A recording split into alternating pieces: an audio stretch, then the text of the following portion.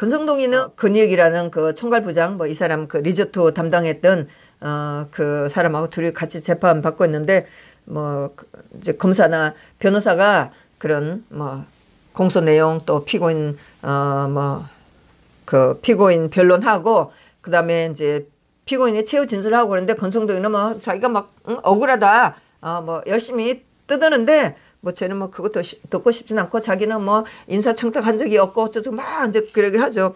사실 1심에서 무죄를 받았어요. 증거가 불충분하다고 그랬는데 그 같이 했던 강원랜드의 그 리조트 담당한 총괄부장은 다 시인을 했어요. 사실은 내가 그때 리조트 총괄부장 하면서 만나는 사람이 많았다. 그게 뭐 웨이터 웨이트레스도 많았고 뭐 만나는 사람들이 많았다. 그러는데 뭐 이름이 달라져서 그게 뭐 리조트 총괄부장이 있다고 하는데 뭐 강원랜드든 호텔이든 보면은 시급료 뭐가 있어요. 푸드 앤 비브리지 해갖고 거기 뭐 웨이터 웨이트레스 하면은 그런 데는 사실 이동도 좀 심한 경우도 있어요. 그런데 요즘에는 이제 직장 구하기가 어려우니까 그거라도 없겠다고 아마 청탁을 하는 것 같아요. 뭐 저희가 20대 때는 사실 뭐 호텔에 들어가는 것도 굉장히 호텔에 들어가는 여자들은 다 조금 그런 여자들이었기 때문에 호텔이라는 말도 꺼내기가 굉장히 어려울 때가 있었어요.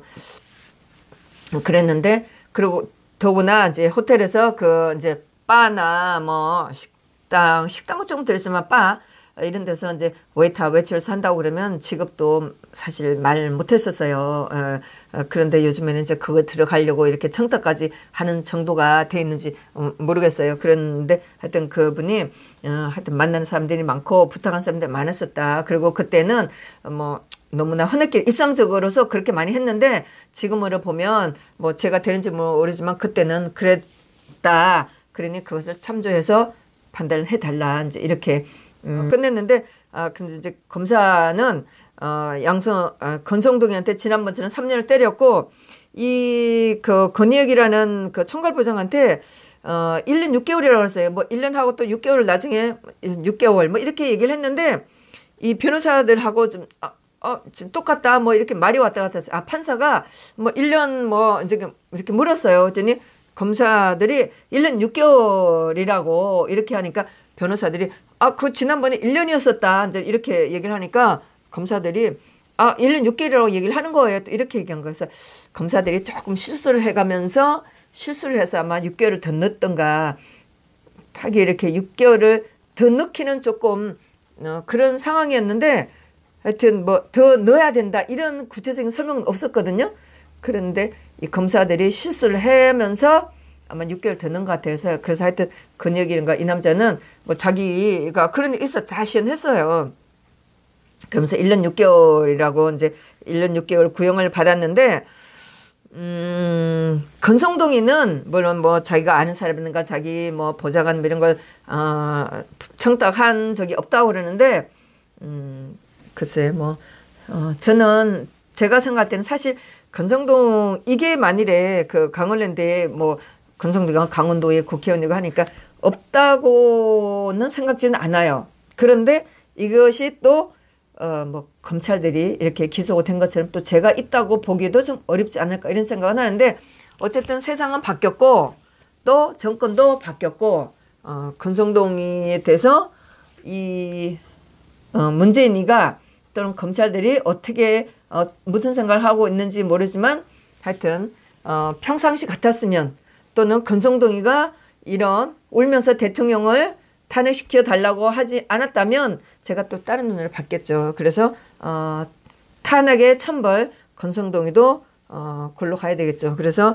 이 사람이 권성동이가 2월 13일 오전 11시에 선고를 받는 걸로 잡았는데 권성동이 항소심 재판을 하는 판사가 구혜건 판사예요. 이 판사가 여러 가지 재판을 하고 있어요. 그 김관진 장관, 그 인간빈 김태호, 그 사이버 댓글 관련 이것도 재판을 하고 있고 그 세월호 보고 시간 관련 이거는 1월 30일 날 결심이 있네요.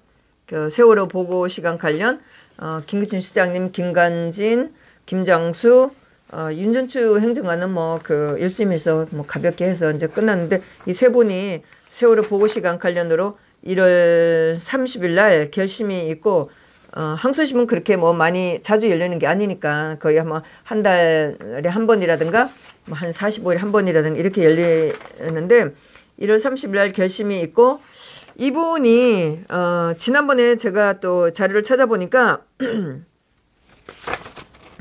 이분이 세월호 보고 시간 사이버 댓글 그다음에 그 근성도 이렇게 했는데 이분이 지난번에 작년에 제가 들어갔을 때 그 100년 전쟁 좌파들의 100년 전쟁이라 하는 그 재판도 했더라고요.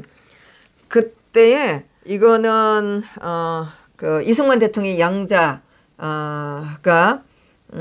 그 사제 명예훼손 해갖고 재판을 해서 2018년 8월 28일, 29일 뭐 이렇게 양일 동안 한 건데 그때 배심원 제도를 해갖고 젊은 애들이 와서 무죄를 때렸어요. 그런 게 있었는데 이것이 항소심에서 구혜근 판사가 선고를 재판을 했는데 뭐 재판 한 번 열리고 바로 이제 뭐 결심하고 세 번째 선고를 때렸는데 너무나 가볍게 그냥 기각 이렇게 한 거예요. 무죄로. 그래갖고 그때 제가 되게 실망을 했어요. 그랬는데 지금 최근에 그 뭐 세월호 관련 사이버 댓글, 세월호 보고 시간, 그러면 이렇게 또 건성동 이렇게 하는 재판을 보면 판사가 시원시원해요. 사실 뭐 판사들이 좀 우물우물하는 판사도 있고 목소리가 시원한 판사도 있는데 이 판사 같은 경우에는 또 마지막에 그 김관진 장관, 임관빈, 김태호 세 분이 재판받고 있는 그 사이버 댓글 관련 그 재판에 들어갔는데 거기에 천재인이가 나오거든요. 천재인 검사하고 김관혁인가 이 이제 검사가 나오는데 이것들 되게 못됐어요. 특히 천재인이가 또 그날 또 목요일 날 발작을 좀 했어요. 그 변호인이 신청한 증인이 나왔는데 그 변호인이 신문하는 중간에 천재인이가 발작을 해가면서 난리를 치니까 그 판사가 들어봅시다. 이렇게 좀 참 가볍게 그게 이제 뭐 그 송인근이가 하는 거하고는 좀 말이 달라요. 좀 성향이랄까 어쩌면 그것 때문에 근데 제가 이제 뭐 일방적인 기대겠죠. 그래서 그런지 몰라도 참 가볍게 좀 들어봅시다. 이제 이렇게 얘기를 했고, 그러면서 또 뭐 천장에 일어나갖고 막 브레이크 걸고 이렇게 하니까 판사가, 말할 수 있다고, 그거는 들어볼 필요가 있다. 그렇게 하면서 앞으로 함부로 일어나서 그렇게 말하는 거는 상가해달라고 이렇게 딱 말하기도 그랬는데, 송인근이가 브레이크 거는 거하고 달라요. 굉장히 좀, 하여튼 달라요. 제가 보기에는.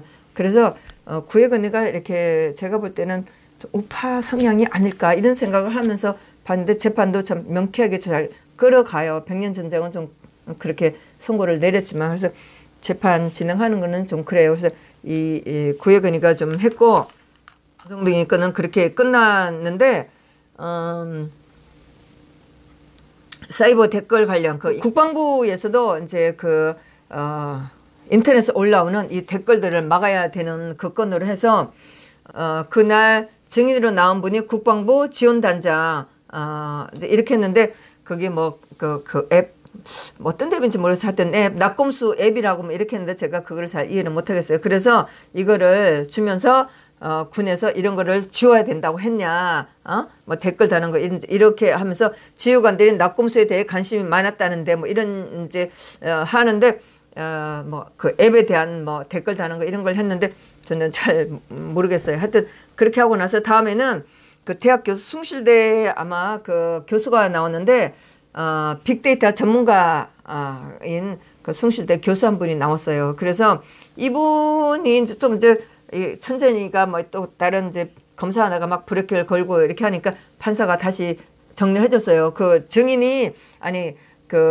받았다는 게 이 변호인 측에서 보내준 공소장하고 그 엑셀로 첨부 파일을 보내줬다는 거 아니냐. 그러니까 이 천재인이가 이 사람 그 빅데이터 전문가인 대학 교수가 나왔는데 전체의 그런 어떤 우리가 인터넷상에서 우리가 일상에서 벌어지고 있는 그런 전체적인 데이터를 모르면서 왜 일방적인 가지고 당신이 얘기를 많이 아는 것처럼 이렇게 얘기를 하냐 이렇게 하면서 브레이크를 걸으니까 판사가 그렇게 정리를 해준 거예요. 공소장을 보냈고 그다음에 거기에 관련된 문건만 데이터만 엑셀로 보냈다. 그래서 이 사람이 이 증인이 이렇게 얘기하는 거 아니냐 이렇게 정리를 잘 해줬어요. 예. 그랬는데 이제 증인이 나왔는데 여기 댓글에 대해서 2011년 참 그렇죠. 이런 거 정말 이런 일을 가지고 사람을 잡고 있어요. 2011년 11월 18일부터 2013년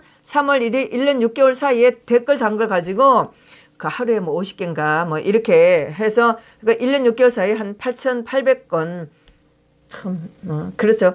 지난번에 드루킹 했을 때 그 기간 뭐 거의 이렇게 가까운 뭐 예스 노에다가 댓글이 몇백만 개였었잖아요. 그런데 1년 6개월 사이에 8,800건 달았다고 해서 지금 천재가 발광해가면서 재판하는 거예요. 그래서 이제 이걸 가지고 분석한 거에 대해서 이 여기에 나온 이 데이터를 봤을 때 어떤 표본을 나타내냐 뭐 이제 이런 패턴을 그랬는데 이제 이 사람 하는 얘기가 어떠한 날짜에 어떠한 시간대에 집중적으로 몰려있나 어떤 단어가 나오는 이런 걸 보고 나서 이게 조작이 아닌 뭐 조작이랄까 어떤 작업을 했냐 이런 거를 분석하는 건데 이제 이 사람이 그렇게 얘기했어요. 그래서 이 사람은 전체적으로 봤을 때 그냥 뭐 그렇게 댓글도 많지 않았기 때문에 하루에 50개 정도니까 저도 하루에 50개는 넘게 달겠어요.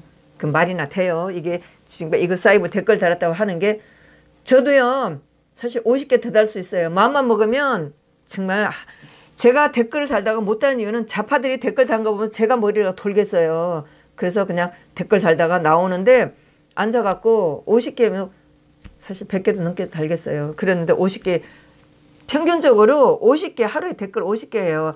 이게 국방부에서 앉아갖고 한 게 이게 작전이에요. 아유 정말 재판이 이런 거예요. 그래서 그러면서 이 사람 하는 얘기가 8,800건을 분석한 결과 총선과 대선 선거 운동 기간에 하루 댓글 수가 평균 10건을 넘지 않았다. 그럼 이제 이렇게 1년 6개월 사이 하루에 50개고 이런 총선 대선 결과 기간에도 하루 댓글 수가 평균 10건을 넘지 않았다. 사실 참 기가 막히죠. 지금 이게 정권이 넘어가서 악의적으로 이렇게 해서 그러는데 정말 기가 막힌 이런 상황이에요. 그래서 이제 이 변호사가 이제 하루에 뭐 숫자를 뭐 5개, 10개 뭐 이 데이터에 나타나는 걸 가지고 이걸 가지고 물으면서 이 증인한테 신문을 하니까 천재니가 그 날짜별로 이제 숫자를 읽어주니까 막 짜증이 나갖고 천재니가 이놈이 아주 덩치도 커요. 그래 일어나갖고 막 난리를 이제 치는 거예요. 숫자가 불필요한 숫자를 불러주고 지금 저런다. 왜 그런지 모르겠어요. 뭐 그게 뭐 재판 받는 시간을 잡아먹어서 그러는 거지. 막 그러니까 판사가 들어봅시다. 아주 가볍게 이렇게 얘기를 했어요. 그래서 일어나서 의의 제기하는 거 삼가하세요. 이제 이렇게 얘기했는데 이것도 정리를 잘해준 거죠. 이렇게 판사가 정리를 하고 넘어갔는데 제가 또 다시 정리했네요. 이 사람이 대통령 특별활동비 항소심에서도 판결한 판사예요. 아유 좀 그러네요. 뭐 6년 했던 거 1년 때려줬다 해서 고마울 건 아닌데 하여튼 이 판사가 박 대통령 특별활동비 그것도 판결한 판사네요. 그 김관진 장관 측에서는 이렇게 너무나 10개다가 평균 많아봤자 50개 이런 거 가지고 근거를 분석을 이런 거를 분석해 본 근거로 보면 이게 사이버 사령부 대원의 댓글은 이게 정치 개입을 할 수 있겠어요. 아니라고 이제 주장을 한 거였는데 그때에 이제 이쪽 그 사이버 사령부 뭐 군 소속 여기서 이제 주로 이제 관련돼서 댓글 단 거는 임수경 탈주자가 배신자라고 했던 임수경 그다음에 이석기 통진당 그다음에 이정희 마찬가지고 이런 인간들에 대한 댓글이에요. 그거 정말 저라도 100개는 넘게 달겠어요. 마음만 먹으면. 그리고 이제 백선엽 장군 뭐 이런 거. 그래서 여기가 또 댓글 대부분이 국방부 장관 후보자나 제주 해군기지 어떤 국방안보와 관련된 내용 사실 이거는 뭐 1심에서 엄청 많이 나왔던 얘기 이런 내용이고 국정원 댓글처럼 하루 수천 건이 달리는 경우는 없었다. 이렇게 하는 건데 뭐 천재인이가 앉아갖고 사람 죽이는 인간이니까 이렇게 이제 얘기를 했고 뭐 데이터도 보면은 이제 뭐 얼마 안 되니까 이게 뭐 집중적으로 한 게 아니고 뭐 제한적이다 이제 이런 얘기를 했고 그 다음에 검찰이 사이버 그러니까 이제 이 데이터를 가지고 얘기를 하다 보니까 뭐 숫자가 적게 나오고 이렇게 얘기하니까 검찰이 사이버 사령부 댓글은 작성 1년 후에야 수사가 시작돼 이미 증거인멸 시작됐다. 관련 자료 삭제는 진술도 확보되겠다. 아니 관련 자료 삭제했다? 저도 앉아갖고 제가 필요한 자료 제가 지운 거 들어가서 삭제할 경우도 있어요. 제가 쓴 거 뭐 댓글 마음에 안 들면 제가 기억나면 들어가서 지우기도 하고 그러죠. 뭐 이게 몇 건이나 되는지 모르겠어요. 하루에 뭐 10건 뭐 말해봤자 50건인데 들어가서 지웠다고 한 걸 그게 뭐가 아니 그래서 지금 이게 숫자가 얼마나 지웠길래 10건 50건 남았다고 지웠기 때문에 없다고 얘기를 하는 거예요. 그래서 전자니까 또 증인이 경험한 것도 아닌데 무슨 이런 증인을 불러내갖고 신문하냐 이렇게 또 이제 항의를 하니까 판사가 또 이제 불의길 걷자 앉으세요 이제 했는데 하여튼 이렇게 얘기를 해도 송인근이가 정경심 재판에서 검사들한테 얘기하는 거하고는 굉장히 목소리 톤이나 말하는 게 달라요. 예, 이렇게 얘기를 하고 이제 또 변호사들이 특정 정당이나 정치인에 대해서 거론한 거는 아니죠. 예.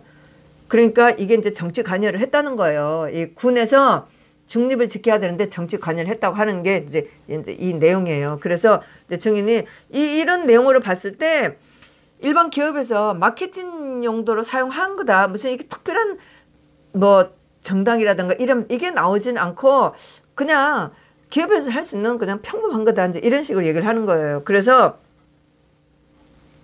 이제 그렇게 얘기를 하고 그러니까 이제 또 판사가 이렇게 좀 검사가 또 난리치니까 증인은 변호인으로부터 받은 1심 판결만 나타낸 데이터만 분석한 거죠. 이렇게 정리를 해줬어요. 그래서 판사가 또 이제 굉장히 의미 있는 얘기를 해줬어요. 내가 보기엔 저런 분석이 의미가 있어요. 판사님 아니 검사님 이렇게 얘기를 했어요. 그러면서 검사가 그렇게 중간에 와서 그렇게 거는 거는 맞지 않는다. 이제 이렇게 정리를 해준 게 굉장히 좋았었죠. 그래서 이제 그러니까 또 검사가 또 이 재판하고 관련된 그 훨씬 전에 재판 받고 뭐 이렇게 한 분들이 있어요. 그래서 거기에 뭐 옥도경 사령관인가 이 사람을 다시 증인으로 신청을 했어요. 그래서 그렇게 하고 재판은 끝났는데 제가 또 김관진 장관하고 관련된 서류를 그 기사를 하다 보니까 며칠 전에 유족 사찰 보고 받은 김관진 그게 또 막 며칠 전에 세월호 가족들이 이거 조사 다시 한다고 막 뭐 하여튼 뭐 100여 명인가 막 이렇게 또 조사해야 된다고 조은순 장관, 김관진, 뭐 김장수 김기춘 실장 또 박 대통령 끌어들이면서 조사 다시 해야 된다고 한 게 있었어요. 그래서 윤석열이가 후회하지 않도록 뭐 조사를 하겠다 뭐 이런 건이 있는데 그걸로 해갖고 또 기사가 난 게 있었나 보네요. 요거는 제가 그 유튜브에 그 밑에 설명 쪽에다 기사를 달겠는데 이게 기사가 제가 보기는 하지만 우리가 팩트 자체만 보셔야 돼요. 이게 좀 말을 이렇게 꼰 게 많아요. 그래서 그 어떤 기관을 열었다. 그런데 거기에서 뭐 내용을 이렇게 조금 하는 거는 기자의 그 설명이나 감정이 들어간 거는 믿으시면 안 돼요. 조금 왜곡된 게 굉장히 많아요. 그래서 요거는 보니까 서울신문에서 나온 건데 유족 사찰 보고받은 김관진 크게 칭찬 후 경력금 건넸다. 그러니까 세월호 관련 사건 관련하면서 정말 악의적이죠. 예. 제가 기사는 읽어봤는데 한번 읽어보시고요. 그렇게 관심은 두지는 마세요. 이런 게 있었다. 그냥 팩트 자체만 이제 보시면 돼요. 그래서 목요일 날은 그렇게 제가 짧지만 왔다 갔다를 했었죠. 그러니까 이제 8일 날 그 검찰에 난이 나고 나서 이 재판의 분위기가 어떤가 하면서 저는 이제 다녔는데 그렇게 이제 표면적으로 느낀 건 없어요. 당연히 뭐 없고 건성동에 결심이 되고 나서 건성동가 변호사들만 나왔고 뒤에 보니까 젊은 친구들이 뭐 보디가든지 뭔지 하여튼 젊은 친구들이 한 2-3명 정도는 앉아 있었어요. 뭐 재판장이라고 해봤자 저 있었고 남자들 몇 명 있었고 했는데 제가 도착해서도 건성동이하고 눈이 마주치고 싶지 않더라고요. 뭐 아마 저를 기억할 거예요. 그리고 끝나고 나서도 제가 말해야 되나 말하면 하고 있다가 망설이다 그냥 내려왔어요. 그래서 2층에 내려갔고도 보고 근데 저는 이쪽에 있는데 건성동은 저쪽으로 또 내려갔어요. 그래서 그래 다음에 두고 보자. 사람들도 없으니까 저도 또 막 이렇게 소리 지르는 게 좀 멋쩍어서 얘기도 안 하고 그냥 소리도 안 지르고 왔어요. 그래서 두고 보자. 다음에 결심 선고 때 그때 보자 이러고 이제 나왔는데 건성동이가 2월 13일 날 무죄를 받을지 아니면 대법원 또 판결이 남아 있긴 한데 건성동이가 선거에 나갈지는 모르겠어요. 아마 쉽지는 않을 거예요. 하여튼 그래서 목요일 날은 그렇게 좀 다녔고 그 다음에 10일 날 금요일 날 홍문종 대표 재판이 있었는데 여기서도 검찰이 여기서 검찰 2명이 엄청 또 못돼 먹었어요. 아주 그냥 증인들을 몰아세우고 있는데 홍문종 대표의 혐의는 뭐 공금 횡령 뭐 이런 건이에요. 그래서 그 대학의 시설을 홍문종 대표가 왜 개인적으로 썼느냐 이제 그러면서 여러 가지 추궁하고 그랬는데 그 중에 검사 하나가 이제 이런 얘기를 했어요. 홍문종 대표의 경민학원 그 중에 시설물이 거의 이제 사용하지를 않고 폐허처럼 된 것을 증축을 했는데 그거를 홍문종 대표가 뭐 개인적인 용도로 썼다 해갖고 이제 물고 늘어지는 건데 여기에서 검사들이 이렇게 묻는 게 있었어요. 그 이제 검사가 하는 얘기가 홍문종 대표가 사무실도 있고 뭐도 있고 뭐 집도 있고 그렇게 하는데 왜 그 학교에서 많이 떨어진 왜 이제 따로 떨어진 그 건물을 왜 가서 사용을 하냐 이렇게 얘기를 했어요. 사무실 자택도 있는데 의정 활동으로 바쁜데 왜 구태여 거기 가서 쓰느냐 개인용 학교 건물인데 왜 개인 용도로 쓰느냐 이제 이걸 물고 지는 건데 그 증인으로 나오신 분이 저도 그러면 제 개인 생각을 말해볼까요? 이분도 굉장히 똑똑했어요. 그래서 저도 그럼 제 개인 생각을 말해볼까요? 조용하고 그런 공간이 있으면 나도 사용할 수 있다고 본다. 그 이사장으로 사용할 수 있다고 봅니다. 이제 이렇게 얘기를 했어요. 그러니까 이 검사가 하는 얘기가 자본주의 사회에서 공사 구분이 되어야 하는 거 아닌가요? 이렇게 얘기를 하는 거예요. 자본주의 사회에서 공사 구분이 근데 왜 이 사람이 자본주의라는 말을 넣는지 모르겠어요. 뭐 공산주의에서는 이거 안 하나? 하여튼 자본주의 사회에서 공사 구분이 되어야 하는 거 아닌가요? 이렇게 묻는 거예요. 이게 좌파가 지금 뭔가 패거리들이 어떻게 하고 있는지를 못 봐서 그런 거예요. 아니 지금 박원순이가 공사 구분해서 서울시 예산을 지 주머니처럼 해갖고 좌파들한테 막 대주고 있나요? 막 퍼부주고 있나요? 또 김영수 대법원장 어떻게 써요? 자기 그 관절을 개인적인 용도로 막 개인적인 용도처럼 쓸 것처럼 해서 아들 며느리 들어와서 살게 하고 그 손자애들 들어와서 놀 수 있도록 놀이터 만들어주고 이거 공사 구분해서 한 거예요. 그래갖고 전체적으로 그 뭐 신문 내용들이 굉장히 악의적이었어요. 물론 뭐 제가 팔이 안으로 굽어서 그럴 수 있다고는 생각은 하는데 그러면서 또 이 사람이 홍문종이 개인적으로 썼는지 썼나 안 썼는지 이거를 뭐 이렇게 사실 이렇게 질문 안 하거든요. 이렇게 직설적인 질문 안 하는데 이날 검사가 홍문종 피고인이 개인적으로 썼는지 알고 싶다 뭐 이런 얘기를 한 거예요. 이제 이렇게 이제 얘기를 하고 뭐 또 변호사가 얘기를 하고 이렇게 얘기를 하는데 제가 재판이 방청객에 이제 우리 이제 당에 계신 분이 이제 한 분이 가고 또 뭐 홍 대표님 또 이렇게 다른 아시는 분들 이렇게 가고 그랬는데 이제 그분들이 먼저 나와서 이제 나가셨어요. 그리고 저는 이제 나중에 나왔는데 검사가 2명 이제 나왔어요. 문 밖으로 나왔는데 제가 재판장에서 어물물 하다 이제 못하고 저도 좀 정리가 좀 안 되니까 그 이제 법원 밖으로 복도로 나왔는데 제가 그래서 검사님 이렇게 하니까 놀라갖고 쳐다봤어요. 그래서 제가 딱 그랬죠. 검사님 문재인한테도 공사 따져서 추궁하세요. 제가 그랬어요. 그래서 문재인이 공사 따져서 정치하고 있어요. 그러고 나서 아니 문재인이 지금 좌파 우파 그게 지금 좌파의 대통령이지 지금 우파는 생각을 하고 있어요. 그래갖고 아마 이 검사는 제 말을 알아듣는지 안 알아듣는지 모르겠어요. 그래서 검사님 문재인한테도 공사 따져갖고 추궁하세요. 언젠가는 그렇게 해야 되겠죠. 그래서 문재인이 공사 따져서 정치하고 있어요. 이렇게 이제 그러니까 이제 이 검사가 이제 네 이렇게 할 때는 무슨 좀 좋은 얘기가 할 줄 알았겠죠. 그래서 네 이렇게 해서 돌아보다가 제가 이렇게 소리 지르니까 가버렸어요. 근데 그 뒤통수에 대고 제가 소리쳤죠. 이런 모욕을 그거 이제 그 법원에 그 검찰에 하면서 제가 그랬죠. 이런 모욕을 당하고도 가만히 있는 게 검사들이에요. 제가 소리쳤어요. 그래서 뭔가 좀 똑부러지지 않아갖고 좀 답답하긴 한데 하여튼 아마 검사들이 하여튼 이상한 여자가 돌아다닌다고 생각은 하겠죠. 그랬는데 목요일 날 중요한 게 빠졌네요. 우병우 수석 재판이 있었는데 1시 반에 지난번에 12월 12일 날 열리고 19일 날 결심한다고 했는데 그게 12일 날에 증거가 안 와서 대법원에서 증거가 안 와갖고 결심을 못하겠다. 이래갖고 19일 날 결심을 못했는데 근데 그리고 지나간 또 뭐를 또 했다고 그랬잖아요.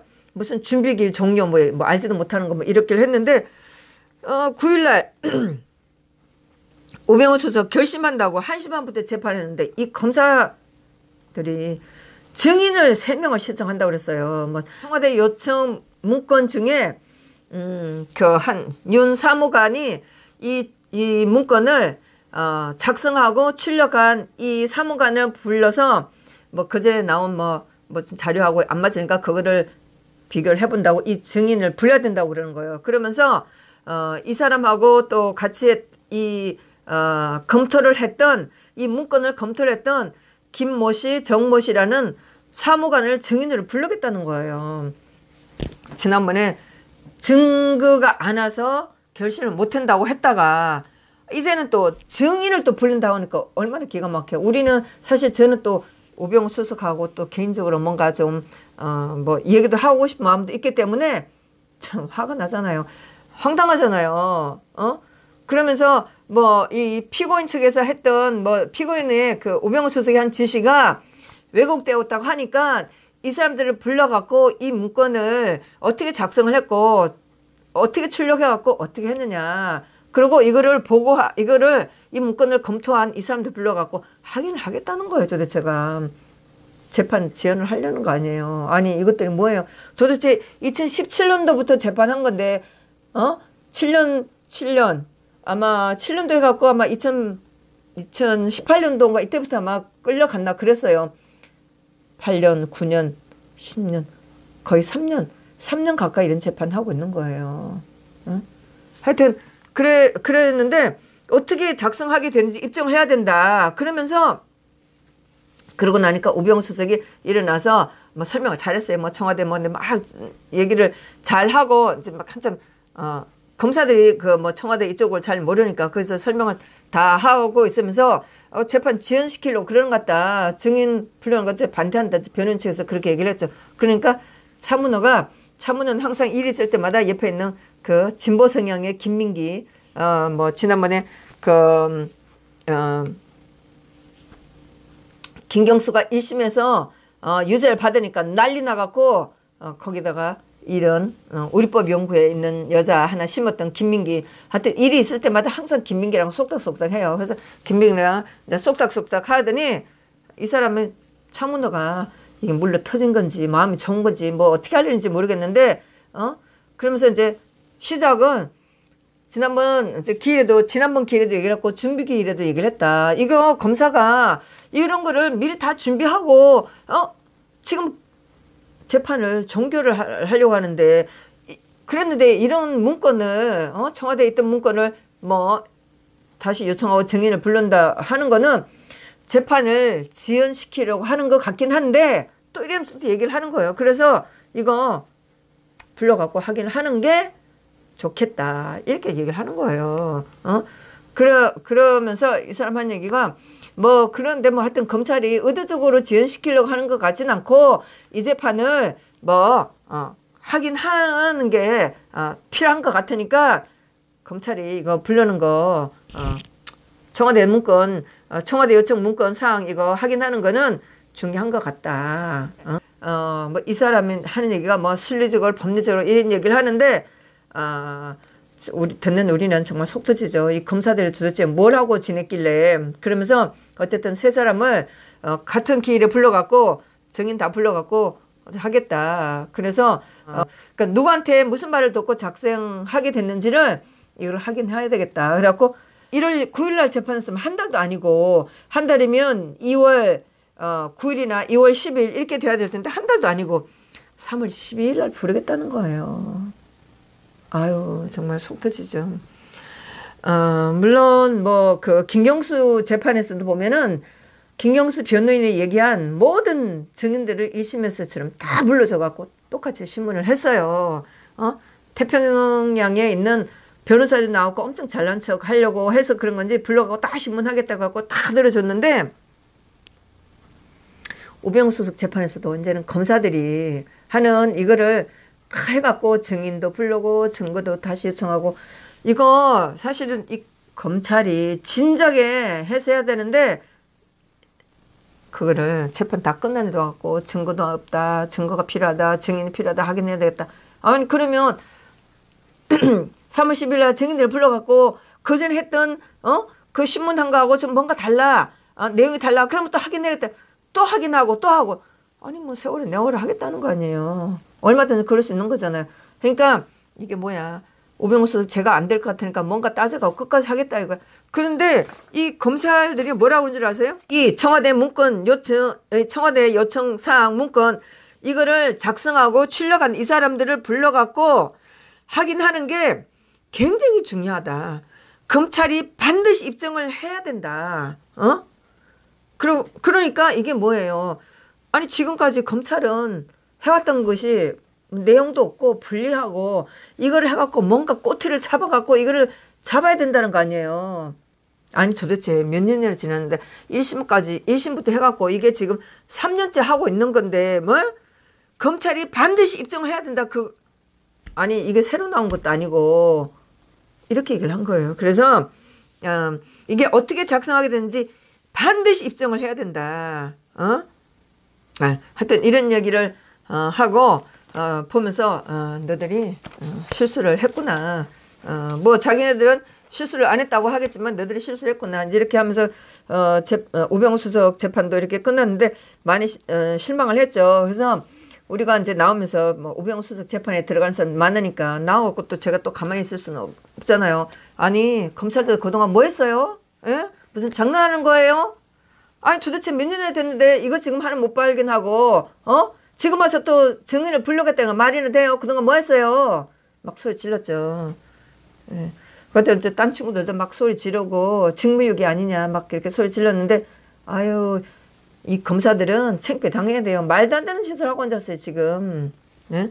내가 그랬죠. 아니 박 대통령 재판 같은 경우는 빨리빨리 엉터리를 해버리더니 왜 이 재판은 또 질질 끌면서 또 왜 이러냐고. 하여튼 뭐 한편으로 위로를 잡죠. 이렇게 해서 차문호가 김경수 재판에서는 지가 원망을 안 드려야지. 좌파들한테 그 변호사들이 김경수가 원하는 거 변호사들이 원하는 거 다 해주고 나서 좌파들한테 뭐 김경수한테 유죄를 때릴 경우라도 또 김민기하고 일이 있으면 속닥속닥 하니까 좌파들한테 욕을 먹을 수가 없죠. 김경수 변호사가 나중에 일이 됐을 때도 원망은 안 해야죠. 뭐 충분한 변론. 물론 뭐 태평양 변호사가 충분하게 신문하고 변론할 시간을 줘서 고맙다고 했으니까 차문은 원망은 안 하겠죠. 예, 그랬는데 이제 우병우 수석 재판 같은 경우에도 이제 또 기대를 하죠. 우병우 수석한테 유리하게 판결이 났을 경우에 검사들이 이 재판은 뭐 쫓겨서 했다 이런 말은 못하도록 할 수 있는 거니까 좋을 수는 있겠는데 저는 사실 뭐 우병우 수석한테 기대하는 바가 있어갖고 너무나 좀 아쉽죠. 이렇게 날짜를 질질 끌면 참 답답하죠. 그래서 생각지도 않는 또 이런 거였기 때문에 좀 검사들한테 좀 오지게 좀 한 방울 먹을 수 있는 이런 말들이 있어야 되는데 뭐 그렇게 하지 못했지만 어쨌든 참 먹이긴 먹였네요. 그런데 오늘 태극기 집회를 하러 갔을 때 광화문에 주차를 하고 서울역으로 이제 가고 있는데 남대문 그 횡단보도 앞에 횡단보도 앞에서 기다리고 있는데 뭐 토요일이니까 아주 뭐 사이클족 아주 차림을 아주 했죠. 뭐 그래서 이제 굉장히 마른 남자 체형의 남자들이 사이클을 타고 구글을 끼고 입마개를 딱 하고 모자를 쓰고 했기 때문에 보이는 건 요 옆면밖에 없어서 요만큼밖에. 그러면서 자전거에 이제 엎드려서 신호를 기다리고 있는데 하는 얘기가 에드발렌 띄우고 난리가 났네 이러는 거예요. 근데 그렇게 말하는 것들은 딱 우리가 생각하는 게 있잖아요. 그래서 제가 고개를 돌려서 아래 위를 한참 쳐다봤어요. 이제 그리고 시간이 좀 지났어요. 그러고 있다가 제가 그랬죠. 저기 나오신 분들이 할 일이 없어서 저러는 것 같아요. 그랬어요. 제가 보기에는 할 일 없어서 그런 것 같은데 이러는 거예요. 가만히 있을 수가 없잖아요. 저기 나오신 나이 드신 분들이 그럼 정치적인 욕심이 있어서 저러는 것 같아요. 다 돈 내고 하는 분들이 욕심이 있어서 아니 자기 돈 내고 하시는 분들이 무슨 욕심이 있어서 하는 것 같아요? 이제 이렇게 얘기를 했어요. 그래서 제가 또 좀 나라가 망하는 게 좀 안 보여요? 이제 그랬어요. 그랬더니 잘하고 있는데요? 뭐 이렇게 이제 이런 식으로 얘기를 했어요. 그래서 제가 나라가 망한다는 게 건물이 부서지고 해서 나라가 망하는 게 아니에요. 지금 문재인이가 하고 있는 게 잘하는 거예요. 그래서 잘하고 있는데요? 또 이러는 거예요. 그래서 얘기가 이제 오갔는데 그러면서 이 옆에 또 저쪽에 있는 남자가 저의 생각을 자기한테 강요하지 말라는 거예요. 그래서 강요는 안 했지만 사실 얘기하는 거예요. 그랬어요. 그러고 나서 그러면서 이제 뭐 생각이 다르다, 뭐 자기한테 강요하지 말라, 이제 이렇게 얘기를 하고 있는데 그러고 있다가 제가 지금 뭐 그렇게 하니까 지금 이 나라를 누가 만들었는데, 그러니까 이 남자가 누가 만들었는데 이러는 거예요. 당신 같은 사람들은 아니지. 제가 그랬어요. 그러면서 이 나라 이렇게 누리는 풍요를 지금 보니까 주말이라고 해서 사이클 복장으로 아주 잘 차리고 반사되는 구글을 끼고 입마개를 하고 아주 복장은 뭐 아주 뭐 도시의 그 전형적인 그런 즐길 수 있는 그런 인간들을 딱 차렸는데 옆에를 보니까 아주 머리가 많이 휘었어요. 그러니까 이것들이 정말 나이도 젊지도 않는 거구만 생각하는 게, 그러니까 딱 자파들이죠. 젊은 애들이라면 또 모르지만 이 옆머리를 보니까 아주 나이도 꽤 들 만큼 든 거예요. 그랬더니 그래서 제가 이 나라 이 풍요를 누가 만들었는데, 그때 누가 만들었는데 이러는 거예요. 그래서 제가 당신들은 아니지. 이렇게 얘기를 하고 또 막 이렇게 이렇게 싸우다가 이제 그렇게 사는 거 후회할 날이 있을 거다. 이렇게 좀 제가 오늘은 말을 버벅대네요. 후회할 날이 있을 거다. 뭐 이렇게 얘기를 하니까 이 친구들이 자기 생각을 강요하지 말아요. 그러니까 나도 강요하지 않아요. 당신 같은 사람들을 위해서 싸우고 있는 게 억울할 뿐이에요. 이제 그래서 당신들은 이 나라 풍요를 누릴 수가 자격이 없어. 주말이라고 막 잘난 척하고 돌아다니지만 그건 누가 만들어준 거예요. 그래서 제가 당신들은 이 나라 풍요를 누릴 자격이 없어. 당신들은 쓰레기 줍고 늑마 줍고 굶고 살아야 돼. 60대처럼 굶고 살아야 돼. 그러니까 이제 이것들이 이제 신호가 바뀌어 가면서 지하철 무료 누구에게 타는데 이러는 거예요. 말이나 돼요? 그래서 그 지하철 누가 만들었는데 제가 그랬어요. 예? 그러면서 또 이제 또 가다가 또 이쪽에 또 신호가 또 막혀서 또 신호를 받아갖고 또 같이 건너게 됐어요. 그래서 가고 있는데 이 나라에 살면서 이런 풍요 누리는 거를 고마운 줄에는 알고 살아. 이렇게 했는데 제가 지금은 버벅거리지만 아침에 싸울 때는 제가 생각해도 엄청 잘 싸웠어요. 이 친구들이 도리어 저한테 놀랬죠. 이 친구들이 저한테 대꾸를 못하고 제가 말을 좀 길게 하면서 공격을 엄청 잘했는데 분위기가 있잖아요. 그러니까 횡단보도를 건너려고 하면서 사람들이 많잖아요, 여기에. 그래서 제가 이 사람들 쳐다보지 않아도 느낌이 오잖아요. 사람들 잠깐 보니까 많았었어요. 근데 또 제가 목소리를 작게 하면 안 되죠. 큰 목소리로 다 들어야 돼. 다 듣고 알아야 돼요. 그랬는데 제가 싸움을 엄청 잘했답니다. 그거를 자랑하고 싶어서 그랬는데 제가 건너고 나니까 어떤 여자분이 말을 잘했다고 저한테 막 얘기해 줬어요. 그런데 제가 보면서도 제가 이제 제가 그러고 나서 생각을 해봤어요. 이 젊은 친구들한테 우리가 밀리면 절대로 안 되겠다. 너들이 누리고 있는 이 풍요 누가 만들었나? 좌파들은 제가 옛날에 거래처에 있던 젊은 친구도 우리가 잘나서 우리나라 국민들이 잘나서 만들었다고 얘기를 해요. 예? 그래서 그렇게 하면 지도자가 필요 없다고 그러면 사장을 왜 뽑아? 부장을 왜 뽑아? 다 그냥 없이 살지. 이렇게 제가 쏘아준 적도 있는데 오늘 이 같은 친구가 지하철 공짜로 타는 건 누구 덕이냐 이러는데 아니 지들만 세금 내고 우리는 나이 든 사람들은 아무 일 안 했어요? 지들이 누릴 수 있는 풍요 누가 만들어줬는데 그리고 지들이 다니고 있는 회사 누구 덕이 만들었는데 우리가 만든 건 아니지만 60대 70년대 다 지금의 어르신들이 나와서 바탕을 만들어줬기 때문에 지금의 기업을 할 수 있는 환경을 다 만들어준 거잖아요. 그래서 우리가 젊은 친구들을 말할 때 밀리면 안 된다고 생각해요. 너들이 누리고 있는 건 누가 만들어줬냐? 너들이 다니고 있는 회사 누가 만들어줬냐? 이랬을 때 우리는 여기서 밀리면 안 돼요. 그 기반을 누가 만들어줬냐? 그렇게 하면서 우리가 절대로 밀리면 안 되는데 오늘은 제가 지금 전하면서 제가 버벅댔지만 아침에는 제가 엄청 잘 싸웠답니다. 그래서 그거를 전달해주고 싶어서 말씀을 드립니다. 우리가 그동안 들은 말이 굉장히 많기 때문에 누구한테도 우리가 절대로 밀리면 안 돼요.